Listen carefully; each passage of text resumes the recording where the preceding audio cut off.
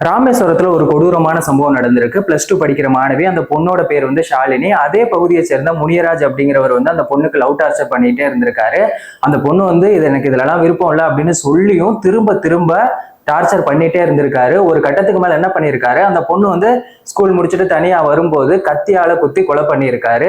யோசிச்சு பாருங்க, ஒரு பொண்ணு பிடிக்கல அப்படின்னு சொல்லிட்டா அந்த பொண்ணை விட்டுறணும். அதை விட்டுட்டு அந்த பொண்ணை கொலை பண்றது, அந்த பொண்ணு மூஞ்சில ஆசிட் அடிக்கிறது, தனியா போற பொண்ணுகிட்ட தப்பா நடந்துக்கிறது, இந்த மாதிரியான சம்பவங்கள் தொடர்ந்து நடந்துட்டே தான் இருக்கு. ஒருத்தவங்க இந்த மாதிரி தைரியமா ஒரு விஷயம் பண்றாங்கன்னா அதுக்கு காரணம் என்ன? காவல்துறை தான். ஏன்னா காவல்துறை சரியான ஒரு நடவடிக்கை எடுத்திருந்தா அவங்களுக்கு ஒரு பயம் இருக்கும், இந்த மாதிரிலாம் பண்ணா நமக்கு தண்டனைகள் கடுமையா இருக்கும் அப்படின்னு சொல்லிட்டு.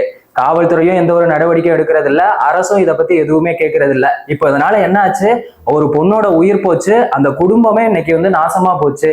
இந்த மாதிரியான சம்பவங்கள் இதுக்கப்புறம் நடக்காம இருக்கிறதுக்கு அரசும் காவல்துறையும் என்ன நடவடிக்கை எடுத்தா சரியா இருக்கும் அப்படிங்கிற உங்களோட கருத்தை மறக்காம கமெண்ட் செக்ஷன்ல சொல்லுங்க.